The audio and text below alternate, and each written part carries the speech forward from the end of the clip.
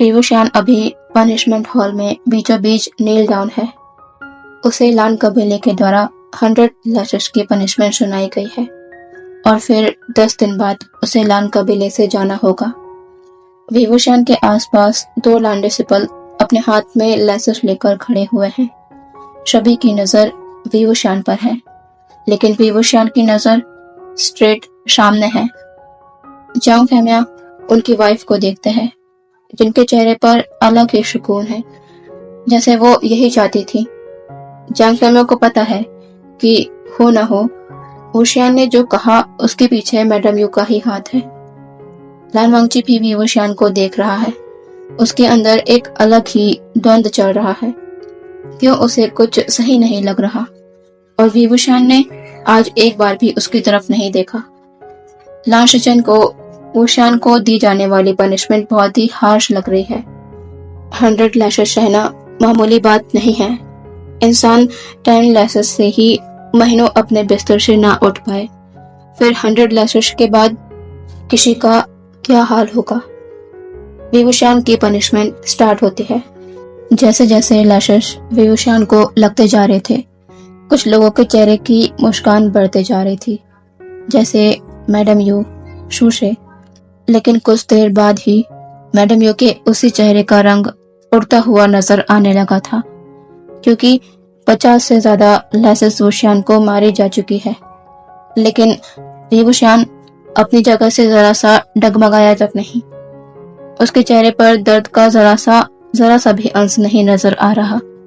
ये madam you के मुंह पर एक तमाचा सा था, जो हर वक्त अपने बेटे जांगचेन को विभूषण से ज्यादा काबिल और ताकतवर दिखाने की कोशिश करती थी। लेकिन आज विभूषण को इस तरह अपने सामने देखकर ना चाहते हुए भी मैडम यू के दिमाग में ये बात आ ही गई कि विभूषण जैसा योद्धा शायद ही पूरे कल्टीवेशन वर्ल्ड में कोई होगा। बस बात यह है कि वो एक बड़े कबीले से नहीं आता। मैडम यू के मन में ये बात भी आती है कि कहीं उन्होंने विभूषण को कबीले से बाहर करके कोई गलती तो नहीं कर दी, पर इसके लिए बहुत देर हो चुकी थी। अब आखिरी 5 लैशेस पे विभूषण को मारे जाते हैं और उसकी पनिशमेंट कंप्लीट हुई। सारे लोग क्षण अपनी जगह पर खड़े थे। ये उनके लिए बहुत ही शॉकिंग है, खासकर लान कबीले वालों के लिए। ऐसा कैसे हो सकता है कि लान कबीले की लैशेस किसी को मारी जाए और वो दर्द के मारे एक आह तक ना करे। विभूषण की सहन शक्ति का पता आज सभी को चल गया था। विभूषण की बैग खून से लथपथ हो गई है। उसकी रोब्स की लेयर छिन्न हो गई है। विभूषण अपनी जगह से उठता है और बिना किसी की ओर देखे, बिना किसी से कुछ कहे वहां से चला जाता है। लान वांगजी उसे जाते देख रहा है। अब यहाँ से देखते हैं रात का सीन। लगभग सभी लान क्लान वालों तक ये खबर पहुंच चुकी है कि लान वांगजी का विवाह जियांग्स के राजकुमार जियांगचेन के साथ तय किया जा चुका है। कुछ महीनों बाद ही उनका विवाह होना है। अपने भाई के साथ कबीले से वापस अपने क्वार्टर की तरफ लौटता लान वांगजी बिल्कुल शांत है। उसके माथे पर चिंता की लकीरें भी साफ दिख रही है, और ये सब उसके भाई से भी छिपा नहीं है।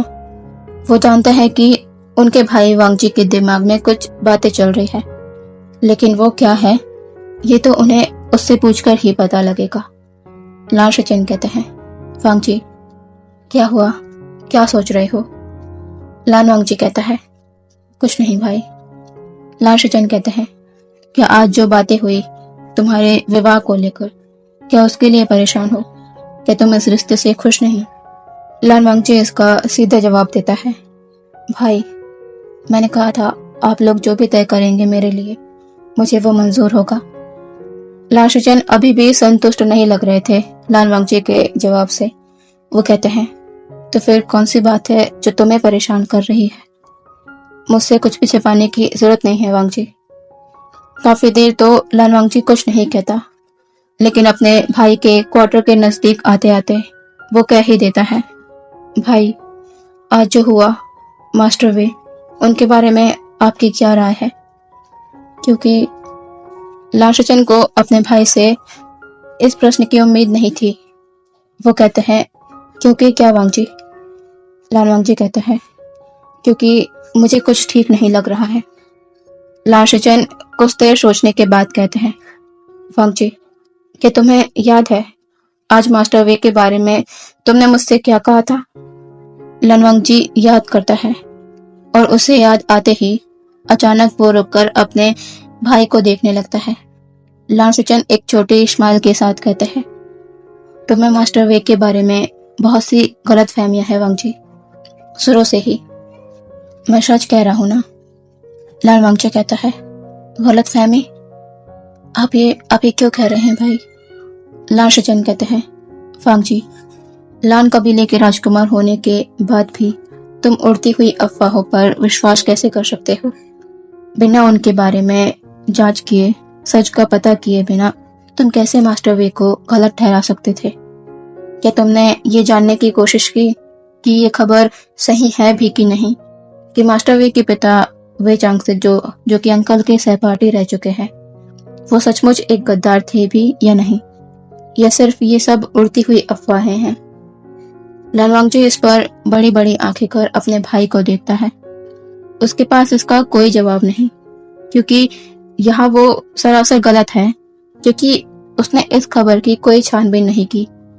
लान शिचन कहते हैं, वांगजी, वैन कबीले से नफरत के चलते तुम्हें किसी भी फैली हुई अफवाहों पर विश्वास नहीं करना चाहिए। और रही बात वे चांगसे की, तो ये बात सरासर गलत है कि वे चांगसे वैन कबीले से मिले हुए थे। 12 साल पहले उन पर कोई और नहीं, महारानी जियांग यू के द्वारा ये झूठा आरोप लगाया गया और उन्हें कबीले से भी निकाल दिया गया, अपने परिवार के साथ, बिना अपने आप को बेगुनाह साबित करने का एक मौका दिए।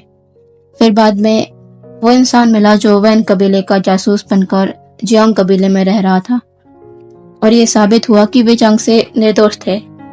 जियांग फैमिली ने वापस उन्हें कबीले में आने को कहा, लेकिन वो कभी वापस नहीं आए। जियांग फैमिली भी पीछे नहीं हटे, वो बार बार उनके पास जाते रहे, लेकिन वो बस विवुशान को ही अपने साथ कबीला लेकर आ पाए, वो भी विवुशान की मर्जी के खिलाफ। विवुशान बस अपने बाबा के कहने पर जियांग कबीला जाने के लिए माना था। फिर भी वो इतने सालों से जियांग कबीले के प्रति वफादार रहा। वुशान जियांग कबीले का ही नहीं, मुझे लगता है वो सारे कबीलों में सबसे महान योद्धा है, जिसका छोटा सा नमूना आज तुमने देख लिया होगा पनिशमेंट हॉल में।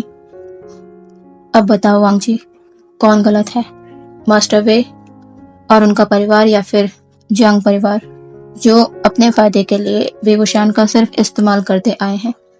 लान वांगजी अपने भाई की बात सुन और सच जानकर पूरी तरह हिल चुका था। उसने विवुशान को गलत समझा उस बात के लिए जो सच है ही नहीं, और वो लान क्लान का होकर ऐसा कुछ कर भी कैसे सकता है?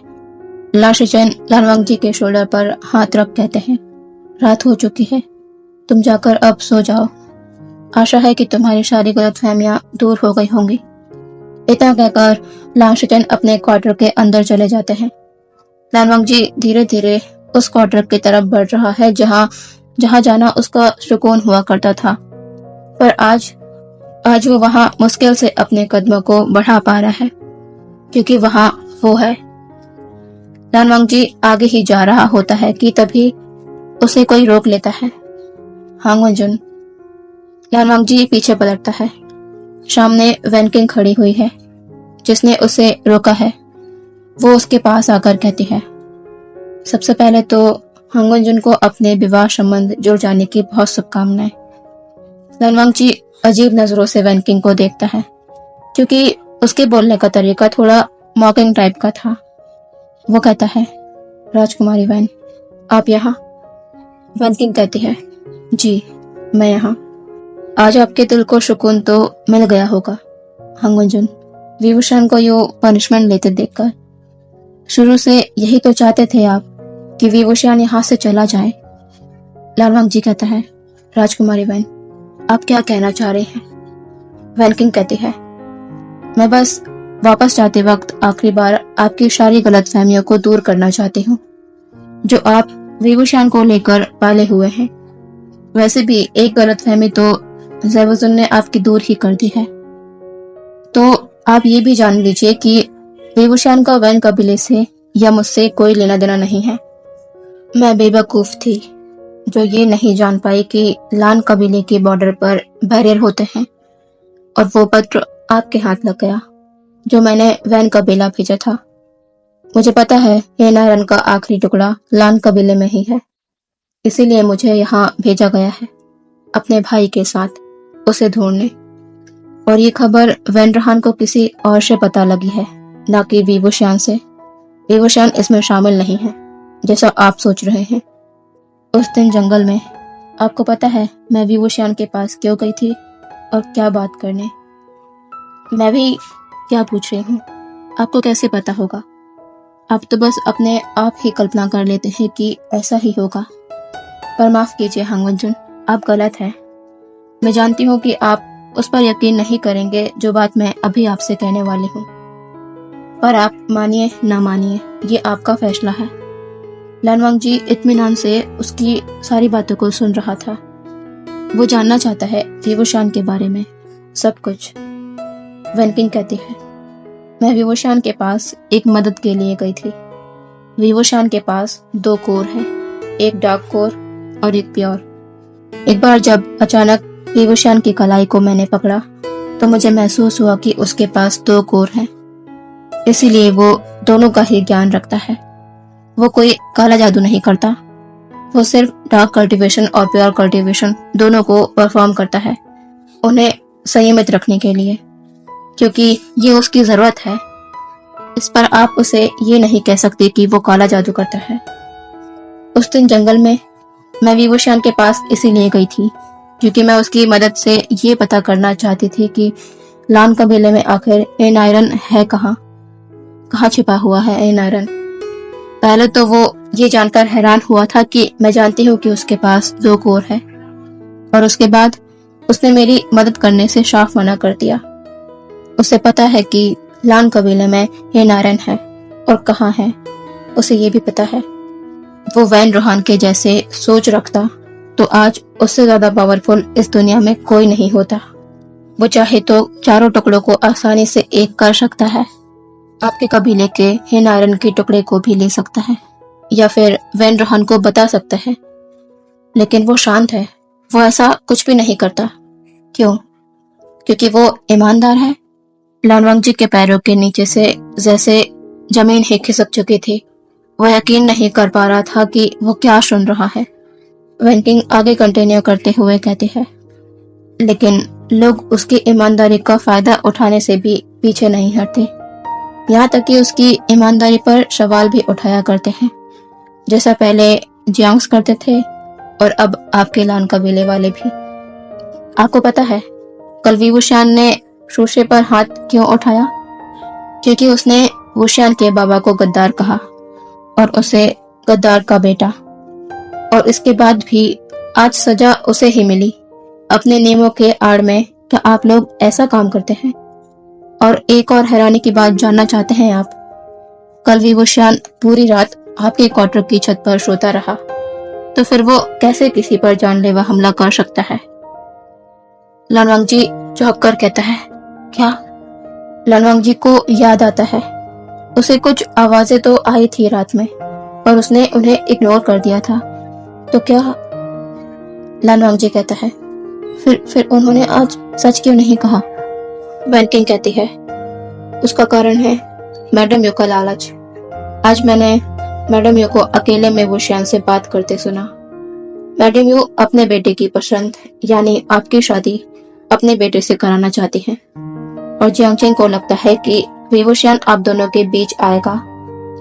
तो बस जियांगचेंग ने अपनी माँ को बुला लिया और मैडम यू ने वूशियान को उसकी कोर की बात को लेकर ब्लैकमेल किया और उसे इस इल्जाम को एक्सेप्ट कर जियांग कबीले से हमेशा से जाने को कह दिया।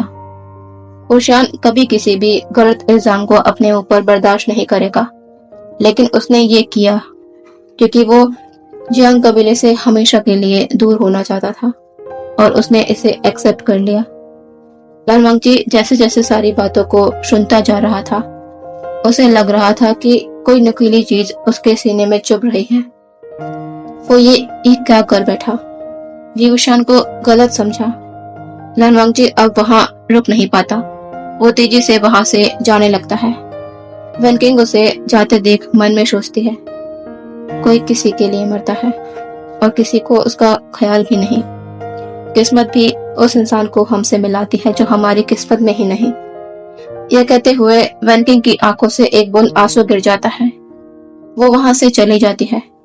यहाँ पता चलता है कि वन किंग विभूषण को पसंद करने लगी थी, पर किस्मत को कुछ और ही मंजूर था। लाल वांगजी तेज कदमों से ओशान के क्वार्टर की ओर बढ़ रहा है।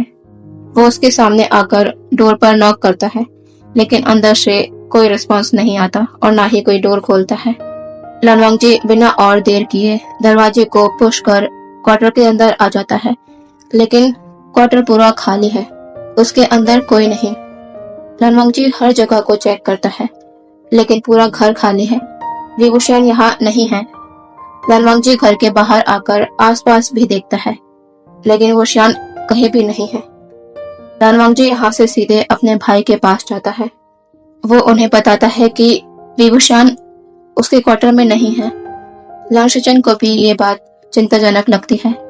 वो लान वांगजी के साथ मिलकर पूरा कबीला छान मारते हैं, लेकिन विभूषण उन्हें नहीं मिलता।